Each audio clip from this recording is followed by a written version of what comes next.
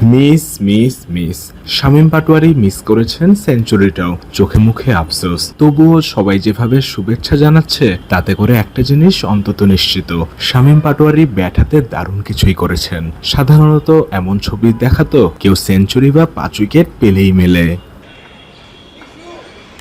একটু পেছনে যাওয়া যাক, শামীমকে দেখে কি মনে হচ্ছে না বড় কিছু মিস করার আক্ষেপ তার চোখে মুখে? মনে হবারই কথা। চট্টগ্রামের শামীম যে শেষ অবধি অপরাজিত ছিলেন 84 রানে, সেঞ্চুরিটাই করা হয়নি আর। করতে পারলে যেই সেঞ্চুরি হতো ফার্স্ট ক্লাস ক্রিকেটেই তার প্রথম সেঞ্চুরি।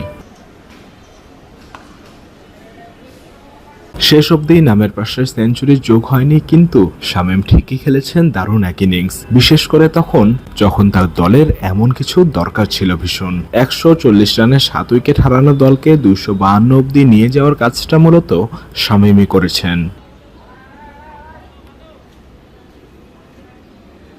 শামীম পাটোয়ারি ব্যাটিংয়ে মানেই আপনার চোখে ভাসবে শুধুই 4 আর 6, সেই সাথে দৃষ্টিনন্দন কিছু শট। সচরাচর যে শটগুলো কোনো ব্যাটারকে খেলতে দেখা যায় না। শামীম মানেই রান থাকবে বলের চাইতে বেশি, কিন্তু যখন জানবেন রাজশাহীর বিপক্ষে শামীম অপরাজিত ছিলেন 128 বলে 84 করে, সেটা মাত্র 2টা বাউন্ডারি আর 4টা ছক্কায়, তখন বুঝবেন পরিস্থিতি বিবেচনায় শামীম কি সুন্দরভাবে নিজেকে এগিয়ে নিয়েছেন।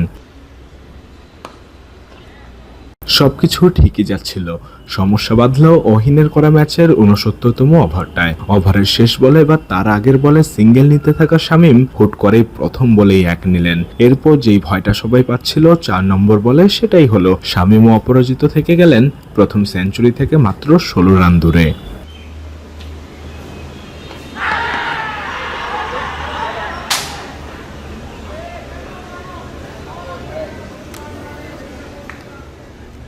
এত কাছে গিয়েও মাইলফলক স্পর্শ করতে না পারার কষ্ট শামীমের অবশ্যই থাকার কথা। সেই সাথে আক্ষেপের অনেকটা জুড়ে থাকতে পারে দলকে আরো একটু এগিয়ে নিতে না পারা। তবে শামীম যতটাই এগিয়ে নিয়েছেন দলকে, সেটাও যে যথেষ্ট ছিল তার প্রমাণ ম্যাচের গতিপথে মিলেছে। আর আগে থেকেই দলও বুঝতে পেরেছে বলেই কিনা শামীম পাটোয়ারিকে শুভেচ্ছা জানাতে ভুলেনি কেউই।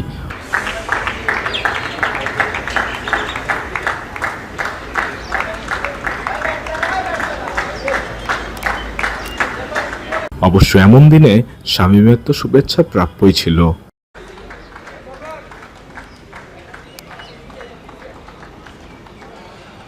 চট্টগ্রাম থেকে উৎস মাহমুদ, বিডি ক্রিক টাইম।